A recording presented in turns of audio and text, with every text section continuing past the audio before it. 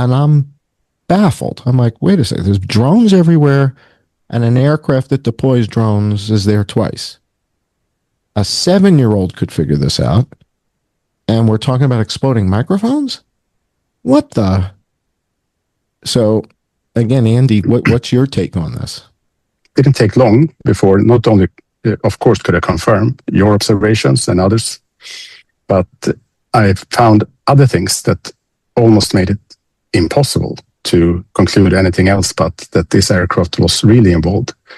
And one thing, the first thing I noticed was that when it flew from Kalispell, Montana, towards El Paso, passing then over Provo, it leveled off at 37,000 feet. And it's not super low, but it's not normal for that aircraft. It's usually 41,000 or higher. That's right. And it held that altitude. And then I synchronized it with a video that's called Bartolomeo. It's the recording. Life is Driving. It's a video where a YouTuber records everything without stopping the camera.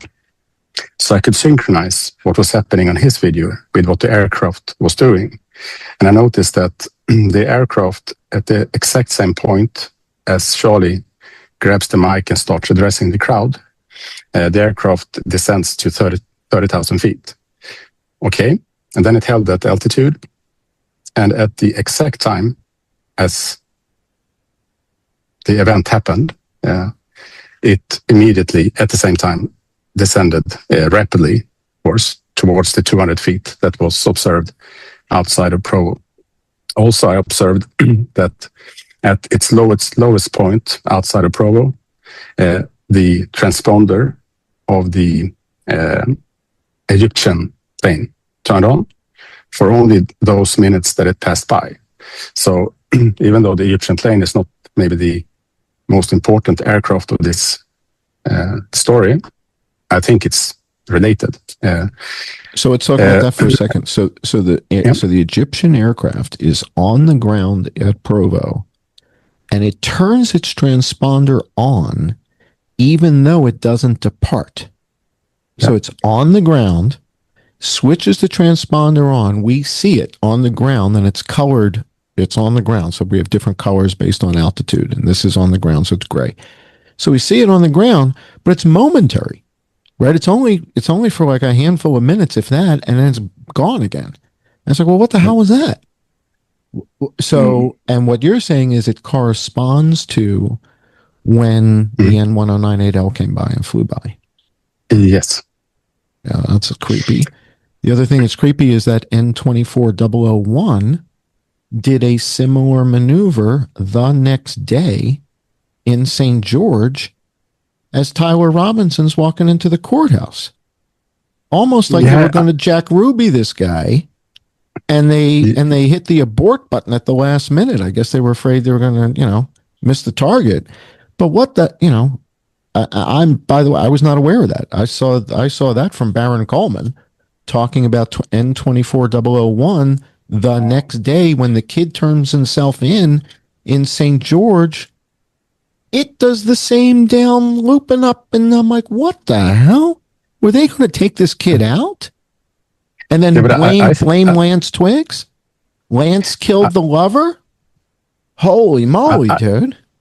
Yeah, but I think I know what they did, actually. And I don't want to take credit for Baron reporting that, but I did send it to his tip line, and this is his producer's tip line.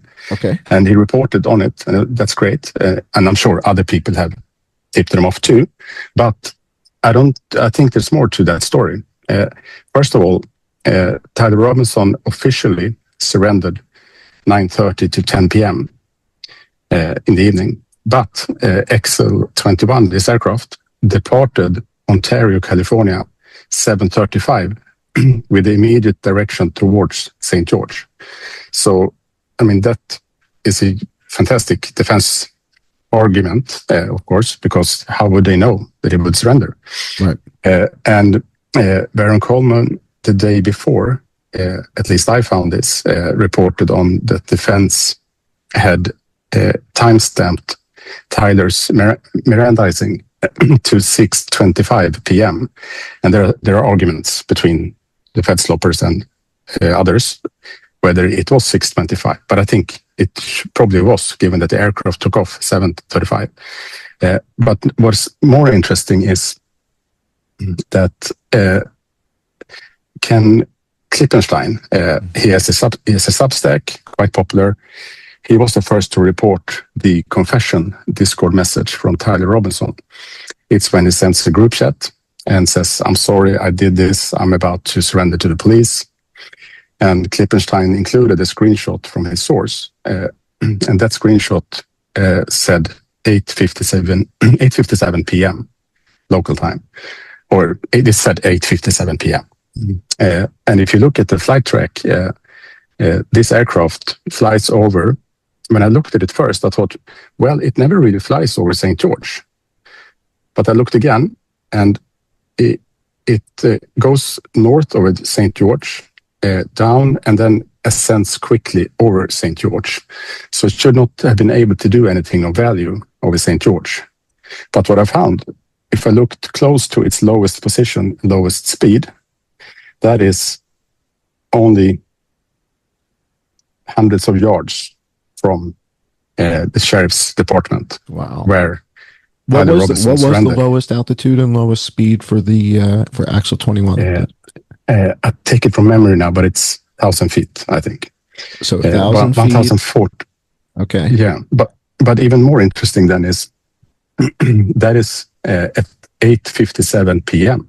is the same time that this message is sent from Tyler.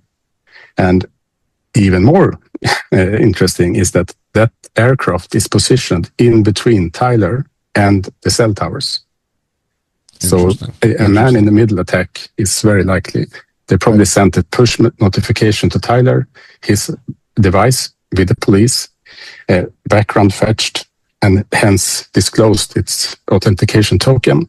They use this token and then can send messages on behalf of Tyler. Right. And signals potentially intercepting, potentially as the source of the text, because it's at the right place at the right time. But you also, one of the things you talked about in your Substack post was these flights that took place in the days prior. And you said that, hey, wait a second. You know, this looks like this is warm up. This looks like it's preseason, preparing for the actual event where they do it twice in the same location the same day.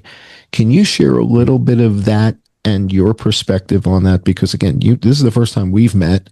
You formed your opinions basically based on ADS-B data. I mean, very little it's not my opinion that this thing was there. It was there. And I take it you've seen some of the UAV footage of these things zooming around. What's your take on, kind of put that together for the audience that didn't get to hear that other thing that I did, the bedtime story, and they're not aware of what do you mean the days before? What are you talking about? What happened? Practice, dry runs, what? Can you talk about that, Andy? Yeah, of course. I think it's relevant also with regards to Mitch's story. Because you heard Mitch's story, and obviously has more to tell. But I knew about this, and I felt that I trust Mitch. It sounds like a guy that one should trust, but there were no corroborating evidence. And then the SAM flight turned up. Okay, that's interesting. And then when I was looking more into the flights on my end, I realized not only the descent pattern, but I looked the days before. And I could see that I knew that the SAM flight was in Fort Carson, for example. I knew that it was in Fort Huachuca. I knew that it was in Fort Bliss. And then I could see at least... So slow down. Let's test our understanding here. So the SAM flight, SAM 702, you're tracking it in the days before Charlie gets killed, and you see it in Colorado, at Fort Huachuca, at Fort Bliss, so the same flight, the SAM 702. And this is at 3 different locations. So walk us through this one more time. So Colorado, what was the place in Colorado? What was that? It was Fort Carson. Fort Carson, right? That's Colorado. Is that right, Mitch? Fort Carson's Colorado, right? Yeah, Colorado Springs. Yeah. Okay. Colorado Springs is right near 10th Group, 10th Special Forces. All right, so they're there. They're at Huachuca and Fort Bliss, which is where N1098L departs from. Over the course of how many days? So you're looking at this and you're saying, wait a second. Over how many days is this SAM 702? Is this a 5-day trip, a 2-day trip, a 1-day trip? Yeah, I'm picking it from memory now, but on the 7th of September, it leaves Andrews and flies to Fort Carson, Colorado Springs. And I have no clue what they were doing on the 7th there. And I can only guess on the 8th, but on the 8th of the morning, at 10 a.m. local time, if you look at Excel 10, I usually call it 1098L. If you look at it, it's circling from like 9:30 local time. And then when it approaches 10 a.m. local time, it leaves the circling and does this maneuver that we come to see in Provo. And that is not proof that it was a maneuver to prove something or show something for a meeting at 10 a.m. in Fort Carson. But at 11 a.m., the SAM flight leaves Fort Carson and it flies maybe via somewhere, but I think it ends up in Fort Huachuca. And the day goes to the 9th of September in the morning. And I have heard the story of Mitch from Kansas. And he describes a time around 8 to 9 or around 8 or 8 o'clock something.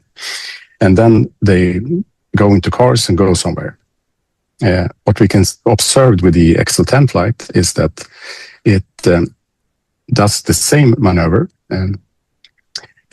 after that timing of Mitch and before the SAM flight departs from Fort Huachuca to Fort Bliss. And again, it's only speculation, but it seems to me that it's some sort of demonstration going on. And also when SAM flight arrives, I think at 12:57 or 12 something p.m. in Fort Bliss, 1.5 hour, give or take, later, the aircraft in question arrives back to Fort Bliss. Already in place is XL-21 and 2100L. So it spends 3 hours on that base. Could be on the tarmac. It could be a meet and greet. It could be, I don't know what it is, but at least the coincidences are striking, I thought, and especially given what Mitch has testified to. So in other words, you're saying that the SAM 702 flight leaves Andrews Air Force Base, heads out to Colorado, and from Colorado heads to Fort Huachuca, and you're looking at the ADS-B data, and you're like, holy mackerel, this thing is where Mitch is when Mitch is there that day, right? So the day Mitch is at Fort Huachuca, SAM 702 is arriving from Colorado. Is that correct? Yes, SAM 702 arrives even on the September 8th, I think. Oh, so they're there. Yeah. So they're there that night, and that's the ponytail chick. So the ponytail chick, the ponytail dude, they're possibly at the hotel where you're staying the night before. You're running into them. You see them again the next day on base. And Andy's like, SAM 702 is where Mitch was. Yeah, and not only that, it's on on those places not in transit but stationary at the same time as Excel 10 are practicing or doing maneuvers or demonstrations. I don't know. So if you weigh then that together with what we see in the elevation pattern adjustments on September 10th, it's a lot of things talk towards that. We have found things that corroborates not only Mitch's story, but corroborates what you initially found, John, with it has something to do with what happened. I think you guys both know that Joe Kent reached out to me less than a week after Charlie was killed and said, "Can we talk about Kirk?" And I thought Joe Kent was going to tell me, "Back off, bro. You're going to get yourself killed. This is over your head, out of your pay grade. Go chase something else." And that's not what happened. And I told him that. I said, "Am I in trouble?" He goes, "No, what? Why?" I shared with him the Hades data. I shared with him the UAV stuff. And when he resigned is when I felt like I can come back out now. He gets it. He's not going to be a party to this. The Iran war is, why ultimately was the last straw. But he and I talked about Butler. We talked about this. We talked about the Vegas shooting. I mean, I think he knows. And so it's scary stuff, man. It's as scary as it gets. And I think you both now understand why I disappeared for a number of months. The evidence is leading to either they knew or they didn't. And if they knew, was Charlie a bad guy, or was this kind of self-serving, hypothetically speaking? I can't thank you both enough. Thank you for joining. I'm John Cullen. Thanks for being here.